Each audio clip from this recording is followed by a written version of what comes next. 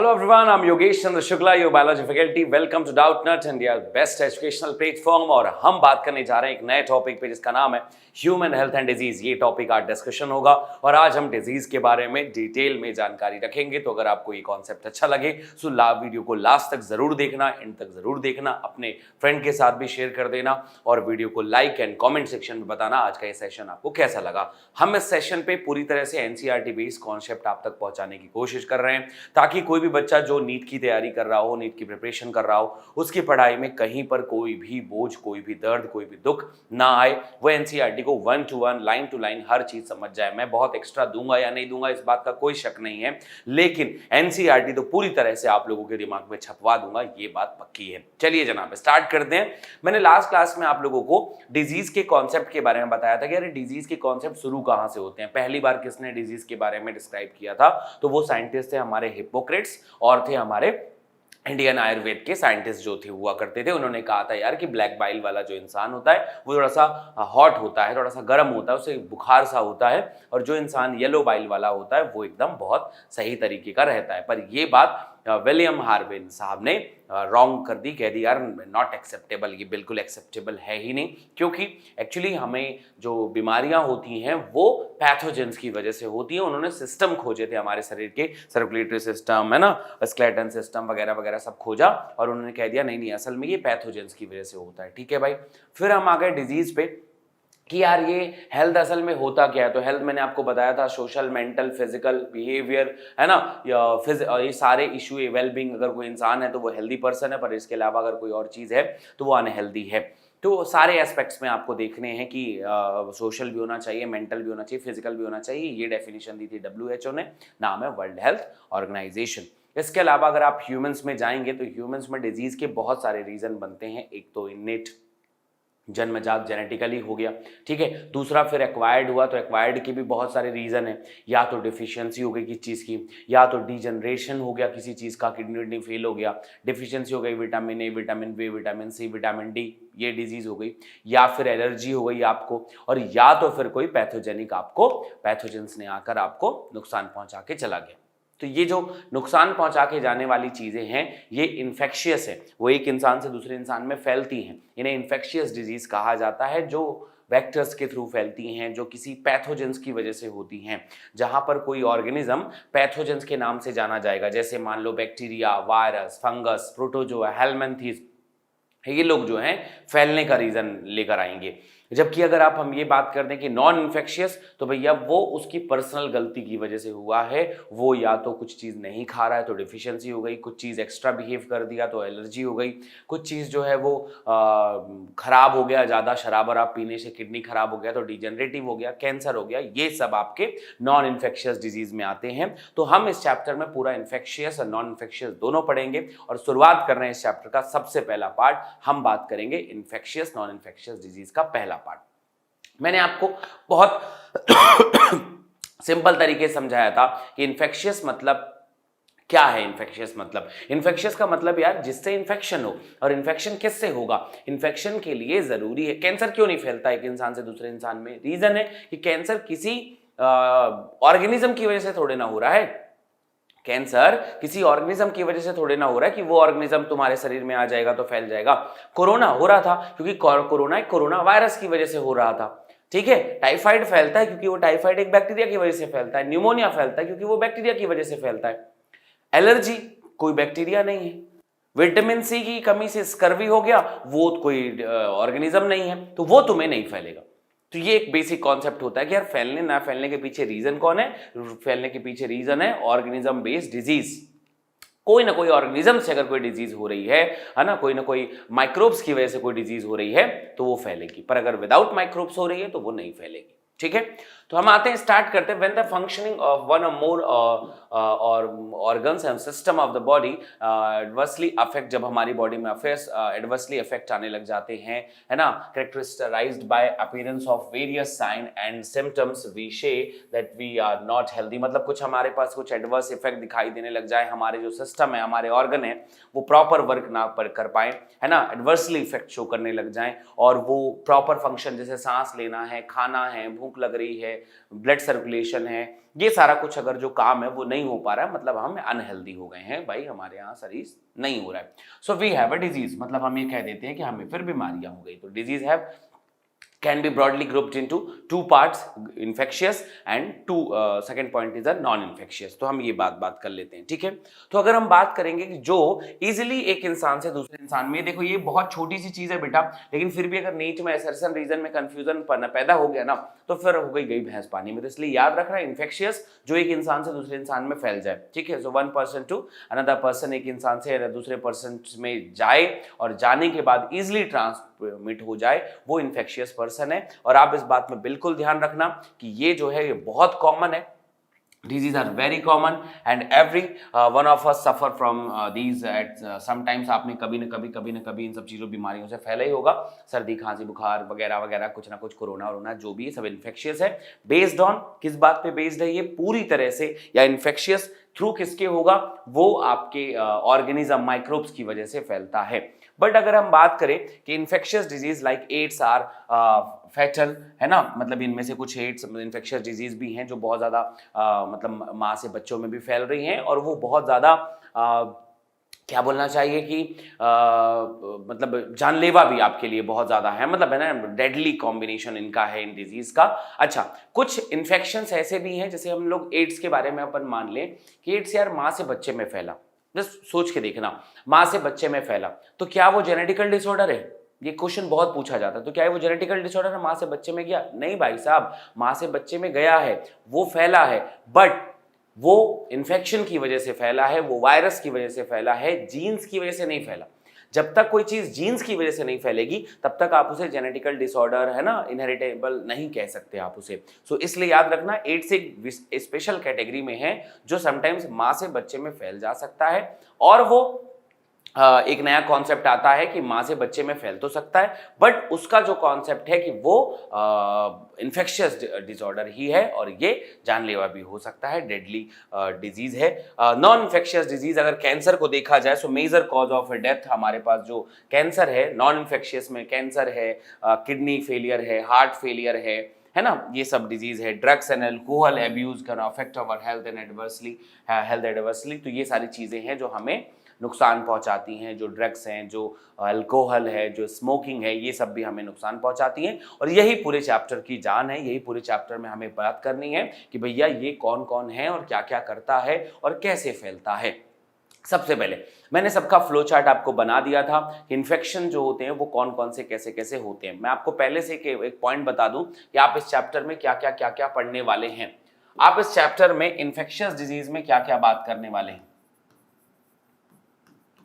Infectious disease में अगर आपसे बोला जाए तो आप किसे किसे बात करेंगे। तो इन्फेक्शियस डिजीज में देखो यार, सबसे पहली चीज तो हो गई बैक्टीरियल, सबसे पहला चीज हो गया बैक्टीरियल। मैं एकदम शॉर्टकट बता दूं, पहले बैक्टीरियल, है ना। सो बैक्टीरियल में क्या क्या बताओगे यार। बैक्टीरिया में सबसे पहला हमारा हो गया टाइफाइड, बस दो ही पढ़ना है ना। और बी नंबर का दूसरा हो गया हमारे पास न्यूमोनिया, ठीक है, ये दूसरा हो गया। हमारे पास सेकंड नंबर का हो जाएगा वायरल डिजीज, और वायरल में तो हमें ज़्यादा कुछ नहीं बात करनी है, लेकिन फिर भी हमें एक दो तो बात करनी पड़ेगी। एक तो सबसे पहला पॉइंट हो गया जी भाई कॉमन कोल्ड, ये हमें पढ़ना है। बी नंबर पे अगर हम थोड़ा बहुत चाहें तो डेंगू के बारे में बात कर सकते हैं, थोड़ा बहुत मैं आपको चिकनगुनिया के बारे में बता दूंगा, ठीक है। तो ये एक डिसऑर्डर हो सकता है हमारा चिकनगुनिया के नाम पे। अगर मैं तीसरे नंबर पे पहुंचूं तो इसके बाद आप प्रोटोजोआ के बारे में बात करेंगे, प्रोटोजोअल के बारे में बात करेंगे। तो इनमें से सबसे इंपॉर्टेंट है मलेरिया, ठीक है। बी नंबर पे दूसरा हो सकता है एमीबियोसिस,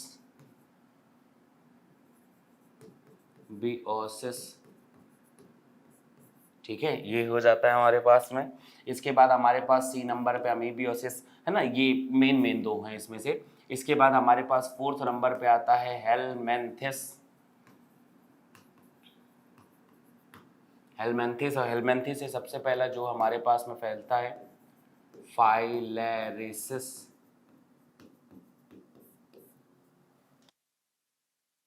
ये फाइलेरिसिस की वजह से, फाइलेरिसिस बहुत है, ठीक है। इसके बाद हमारे पास में आता है मतलब ये आ गया हेलमेंथिस, फाइलेरिसिस जो होता है, फाइलेरिसिस जो है वो चेरिया बेनक्राफ्टी की वजह से फैलता है, वो भी हमारे पास में, और ये सारे चार हम लोगों को पढ़ना है ना। हेलमिंथिस डिसऑर्डर, तो ये सब चीज़ हमारे पास में कॉमन में रहेगा, तो इन सब चीज़ों के बारे में अपन डिटेल करते रहेंगे ये करके भैया कि कौन कौन किस, मतलब ये सारे डिजीज हमारे हिसाब से पढ़ने चाहिए, बैक्टीरियल, वायरल, प्रोटोजोअल, हेलमिंथिस। अब 5th नंबर पे फंगल भी कर देना, फंगल डिसऑर्डर, ठीक है। इसमें सबसे फेमस वन है रिंगवॉर्म, है ना, सबसे फेमस वन है रिंगवॉर्म। तो ये सब हमें बीमारियां फैलानी है, और ये मतलब फैलानी है मतलब फैलाने से रोकनी है, और हम इनके बारे में बात करते हैं एक एक करके। चलिए भाई, तो जनाब एक एक करके स्टार्ट करते हैं और इनको समझते हैं। बहुत आसान है, देखो बहुत कुछ नहीं पढ़ना होता बीमारी के बारे में, 4 चीज़ों पे सबसे प्यारा फोकस आपका होना चाहिए। मैं आपको बता दूं कि अगर किसी भी डिजीज के बारे में आप बात कर रहे हो तो आपको क्या क्या पढ़ना है। देखो यार, सबसे पहली चीज पढ़नी है कि पैथोजन का नाम क्या है।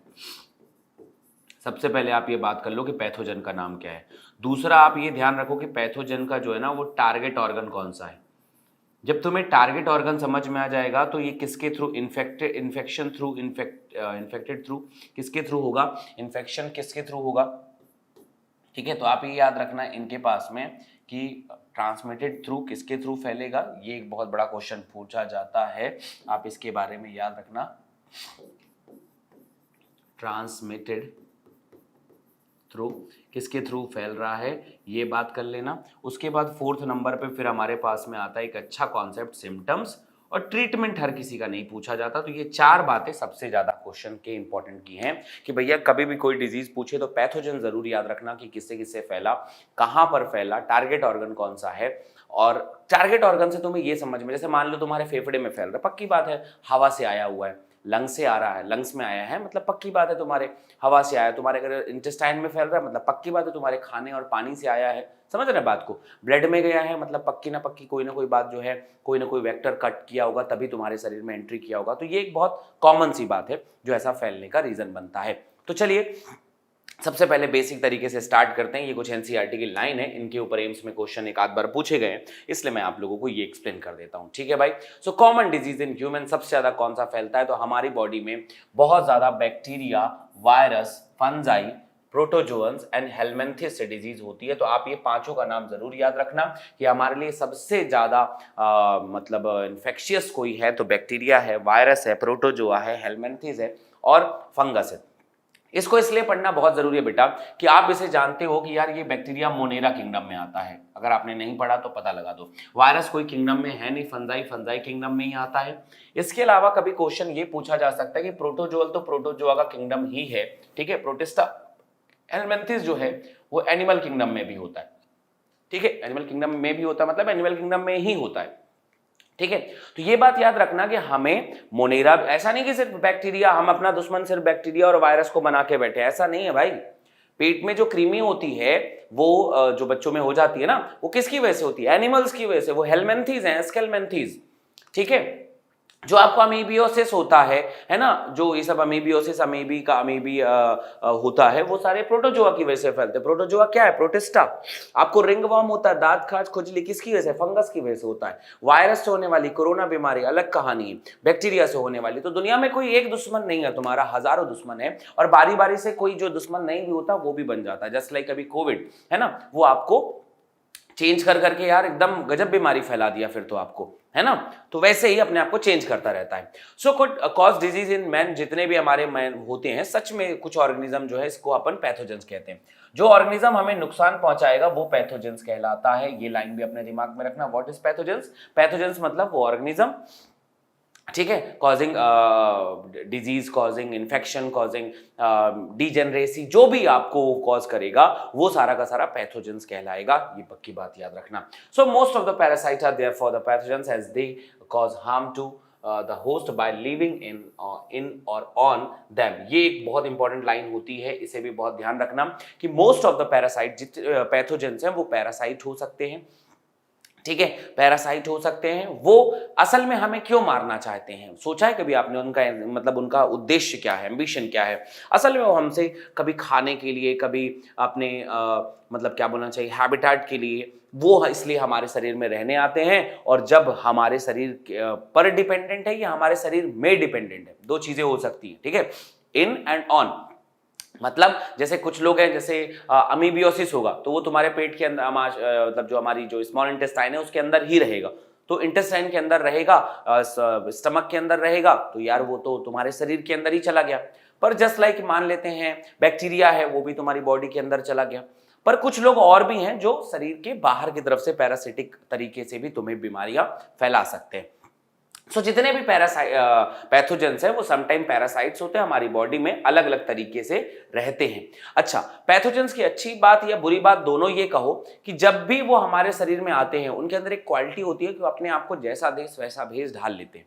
अगर वो हमारे शरीर में आएंगे तो वो हमारे शरीर के हिसाब से चलने लग जाते हैं, इसीलिए हमारे शरीर में उनका नंबर हमारी सेल से ज्यादा ग्रोथ करता है, और जब वो ज्यादा ग्रोथ करने लग जाते हैं तो फिर हमें हमारी सेल्स पे अटैक करते हैं, और हमारी सेल पे अटैक होगा तो हमारी सेल फिर डैमेज होने लग जाती है।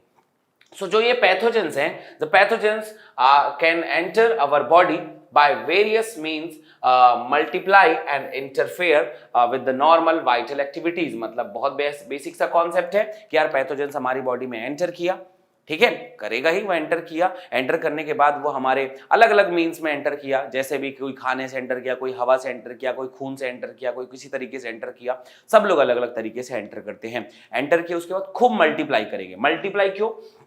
क्योंकि वो एक ही आया था ना भाई हमारी बॉडी में, और वो एक को तो हम ऐसे ही मार सकते हैं, तो एक को हम ज्यादा मतलब इंपैक्ट नहीं पड़ता उसका, पर वो खूब ज्यादा जब मल्टीप्लाई कर जाएगा, बहुत ज्यादा मल्टीप्लाई कर जाएगा, तब हमें इंपैक्ट पड़ेगा कि यार अच्छा ये तो हमारी बैंड बजा रहा है अब तो जब खूब मल्टीप्लाई हो जाएगा मतलब अपनी नंबर्स को खूब बढ़ा लेगा। तो हमारे शरीर में एक इम्यूनिटी है, इसी चैप्टर में पढ़ाऊंगा मैं आपको, उसकी सेल और इसकी सेल, अगर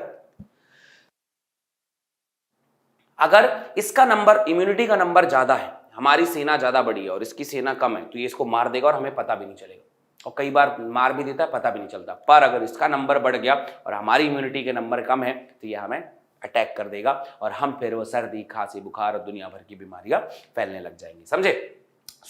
वाइटल एक्टिविटीज पे हमारे अटैक कर दिया और उसको मतलब सही तरीके से करने नहीं दे रहा है, तो क्या होगा? इसकी वजह से हमारा जो बॉडी का जो मॉर्फोलॉजिकल रिस्पॉन्स है वो चेंज हो जाएगा। मॉर्फोलॉजिकल एंड फंक्शनल जो हमारे रिस्पॉन्स हैं वो डैमेज होंगे। Pathogens are adapt to life within the environment of the host. ये छोटी छोटी लाइन आप देख रहे हो ना, ये एम्स का इंपॉर्टेंट है कि क्या होस्ट मतलब जो हमारे जैसे कोई एंटीजेंस हमारी बॉडी में आया तो वो हमारे हिसाब से अपनी पूरी कहानियों को रच लेता है, वो करने लग जाता है, हमारे हिसाब से ही काम करने लग जाता है। जैसे आपको पता होगा कि एड्स जो है हमारी बॉडी में जब आता है ना, तो वो 8-10 साल तक भी हो सकता है चुपचाप शांति से पड़ा रहे, और जब उसको अच्छा लगेगा तब वो ग्रोथ करता है। तो ऐसा नहीं कि इन्फेक्शन अपने मर्जी से चलने लग जाता है, वो हमारी बॉडी में आता है और हमारे हिसाब से चलता है। तो जब वो हमारे अकॉर्डिंग चलने लग जाता है तो हम उसको अपना मानने लग जाते हैं कि यार ये ठीक है, यार ज्यादा बुरा नहीं है, अपना ही है, और फिर अचानक से वो अपनी ताकत दिखाता है और इतना ग्रोथ करता है कि वो हमारी बैंड बजा देता है। तो ये याद रखना। For example, pathogen can enter the gut में आपके गया, ठीक है, और must know a way of the surviving in the stomach. मतलब आपको पता है कि यार वो वहां पे जाने के बाद एकदम लो पीएच है, 1 पीएच होता है वहां का, वहां पे इतना पीएच है, वहां पे इतने सारे एंजाइम्स है, वहां पर जाके रहना कैसे उसको पता होना चाहिए।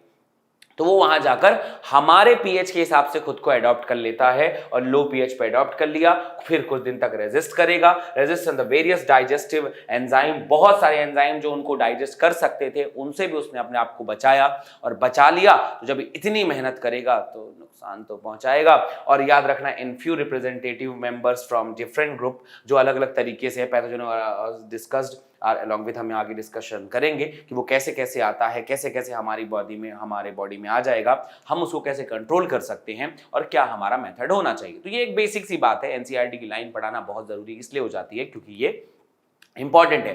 तो आपको पूरी कॉन्सेप्ट में मैंने पैथोजेंस की कॉन्सेप्ट समझाया कि पैथोजेंस यार ऑर्गेनिज्म होते हैं जो हमारी बॉडी में अलग अलग तरीके से एंटर करते हैं, अलग अलग तरीके से सर्वाइव करते हैं, पर ये सर्वाइव एक बार अगर कर जाते हैं तो फिर हमें ये डिजीज कॉज करते हैं और ये हमारा इन्फेक्शन फैलाते हैं। अगले पार्ट में अगर अपन एंटर करें कि ठीक है भाई चलो इन्फेक्शन तो हो गया, अब हम क्या करें, कौन कौन सी बीमारियां फैलाती हैं। तो अगर मैं आपको बताऊं, सबसे पहला हो गया हमारे पास में, पहली डिजीज हो गई टाइफाइड। ऊपर कुछ भी लिखा रहे, आप एक पॉइंट जरूर याद रखना कि टाइफाइड बोला है तो आप सबसे पहले इनके पैथोजेंस का नाम याद रखना, साल्मोनेला टाइफी। देखो एनसीईआरटी पढ़ना बहुत जरूरी है, लेकिन आपको बेसिक कॉन्सेप्ट जानना बहुत जरूरी है। आप जब तक शॉर्ट नोट नहीं बनाओगे तब तक आपके दिमाग में बैठेगा नहीं। तो पैथोजन कौन है? पैथोजन है बेटा जी इसका साल्मोनेला टाइफी।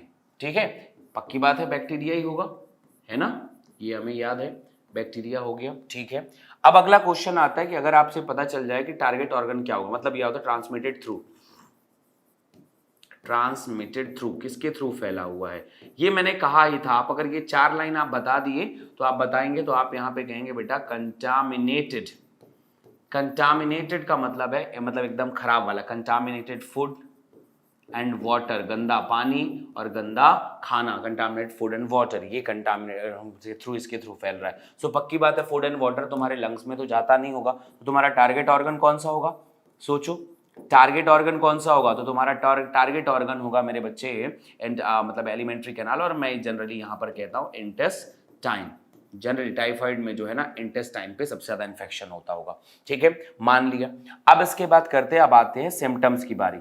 अब एक बात बताओ यार, तुम्हारे इंटेस्टाइन पे इन्फेक्शन हुआ है तो सिम्टम्स फैलाना है। टाइफाइड में लूज मोशन नहीं होता, लूज मोशन होता है डायरिया में, अमीबियोसिस में, पर इसमें लूज मोशन होगा नहीं। तो होगा क्या?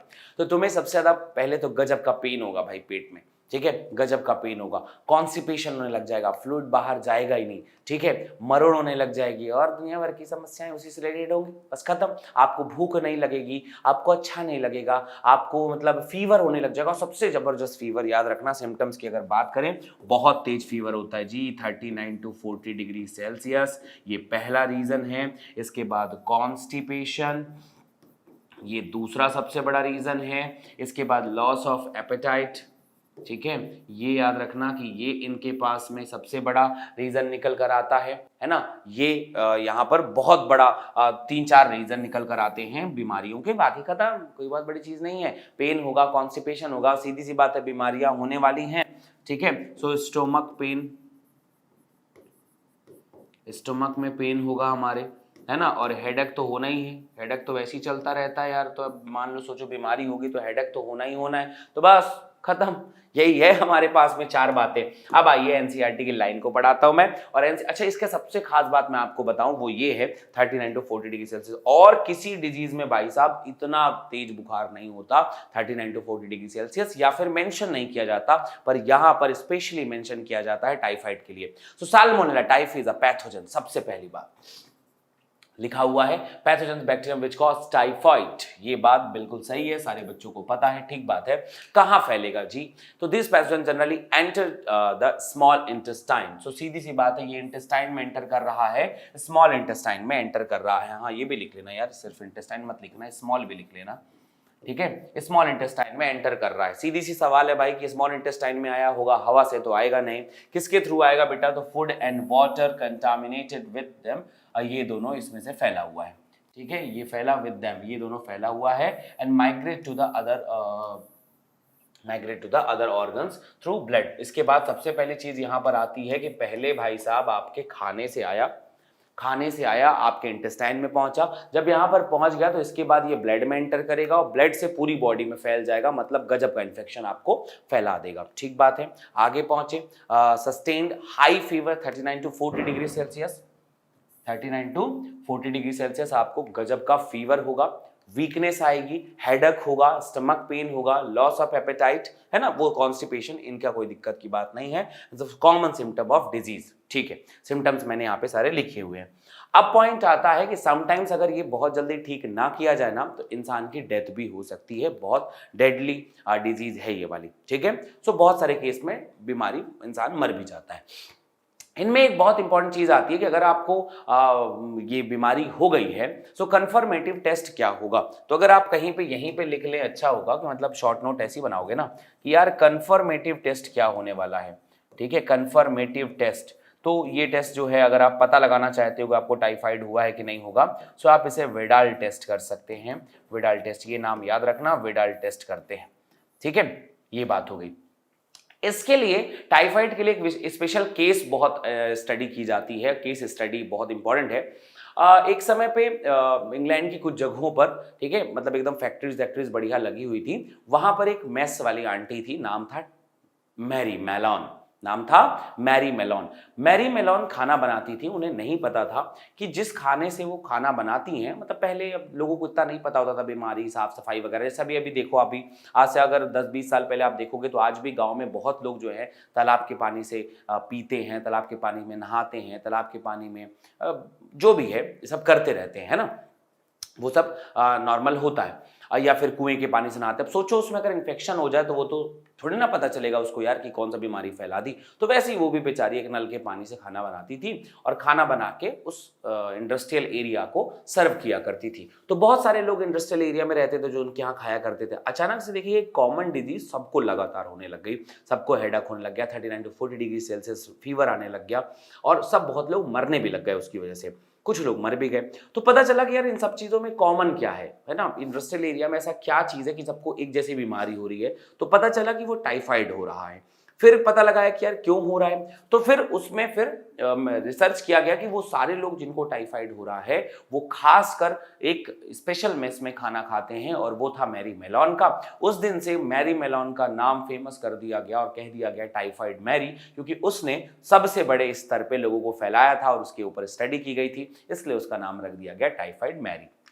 आइए समझते हैं। सो विडाल टेस्ट हमें यहाँ पर करना पड़ता है in the classic case in medicine that, मतलब ये बात याद रखना, विडाल टेस्ट हमें करना है, ये तो कंफर्मेटिव टेस्ट है, एक क्लासिक केस है मेडिसिन का। हर सब्जेक्ट ना अपने आप में, साइंस हो, हिस्ट्री हो, आर्ट्स हो, ये एक मतलब केस पढ़कर ही जो है, केस इन मेडिसिन आप पढ़ के ही आप सीखते हैं। एक डॉक्टर अच्छा डॉक्टर तभी बनता है जब वो पेशेंट को देख देख के प्रैक्टिस कर करके सीखता है। तो यहाँ पर भी वही है। तो मैरी मेलोन एक नाम था जिनका निक नेम था टाइफाइड मैरी, और टाइफाइड मैरी है द वर्थ मेंशनिंग हियर, इनका है ना। तो she was a cook by profession and was typhoid carrier. इसके बाद में वो continue spread typhoid through of several years through the food she prepared. वो जो खाना बनाती थी उससे लोगों को बहुत ज्यादा नंबर पे, बहुत ज्यादा चीज़ों पे मतलब ये मलेरिया वगैरह फैलने, सॉरी क्या बोलते हैं, टाइफाइड वगैरह फैलने लग गया और टाइफाइड उनको फैला था। तो ये टेस्ट यहाँ पर काम करते हैं। मुझे उम्मीद है ये पॉइंट आपको बिल्कुल क्लियर समझ में आए होंगे, कहीं पर कोई भी समस्या नहीं होगी। इतने पॉइंट जरूर याद रखिए। फिर मिलते हैं नेक्स्ट सेशन पे, और नेक्स्ट सेशन पे मैं आपको निमोनिया के बारे में बताऊंगा और भी बहुत सारे डिजीज के बारे में अपन डिस्कशन करेंगे। So thank you so much guys, अपना बहुत ध्यान रखें। Love you all. वीडियो को लाइक करना, शेयर करना अपने फ्रेंड के साथ, सब्सक्राइब करना हमारे चैनल को, क्योंकि आपकी बहुत ज़्यादा ज़रूरत है इस चैनल को। Thank you, bye bye.